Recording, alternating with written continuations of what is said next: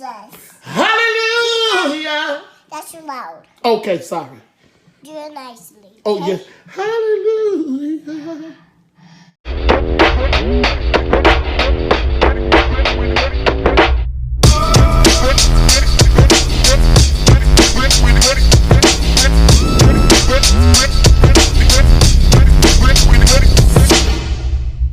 A background net, never really been made public, that the master designers in ancient Egypt used to lay out the figures on the temple wall.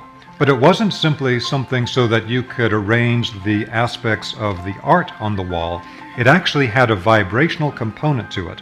It is used by us today in modern Egyptian biogeometry to be able to test vibrational qualities for any person, place, or thing to a very, very deep level.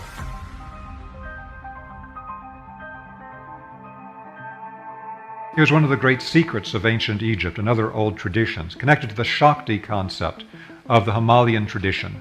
And what it actually does is it is the carrier wave that sends all the other energies. It was found by the French it could penetrate thicknesses of lead that could not be penetrated by X-rays. And so they were fascinated by it.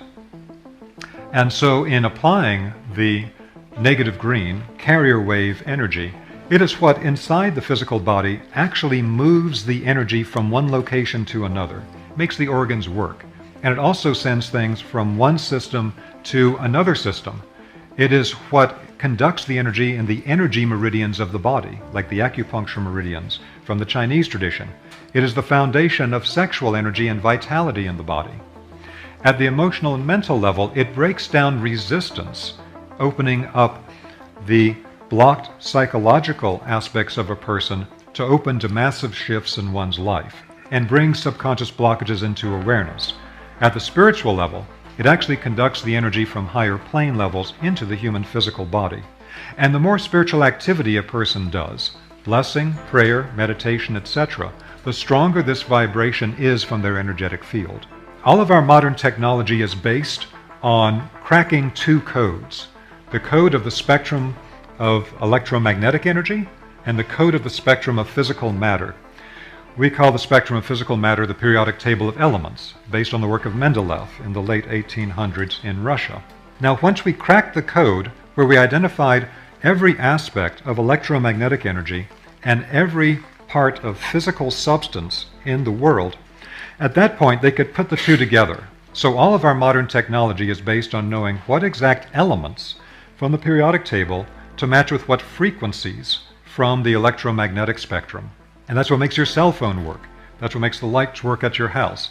What makes your car run. Everything is based on a combination of these two things. That's what makes your cell phone work. That's what makes the lights work at your house. What makes your car run. Everything is based on a combination of these two things. But, as we often describe in the work of biogeometry, what they left out was the focus of every classical tradition, because it's only been the last couple of hundred years that modern science and medicine has only focused on the physical plane. Before that, every classical tradition focused on the level of vital life force and higher consciousness above the physical, and they manipulated those energies to be able to do things on the physical plane. They actually worked at the causative level above the physical that actually gives rise to the physical level itself.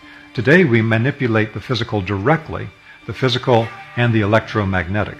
There's often a confusion about vital life force being electromagnetic energy, and I don't believe that's actually the case. I think the best solution to this was given by the great Rosicrucian teacher Rudolf Steiner, where he described the way that the vital life force, which is the foundation of every classical scientific and healing system, is at a level above the physical.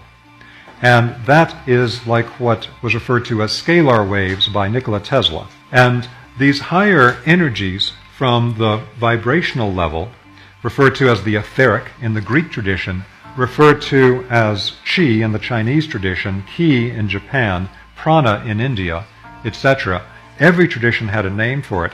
That energy penetrates down into the physical and animates physical substance. The human physical body without this is a corpse. It animates physical substance, but in so doing it slows down below the speed of light and begins to disintegrate. As it disintegrates, it gets to be retarded Hertzian waves as described by Tesla and becomes the electromagnetic spectrum.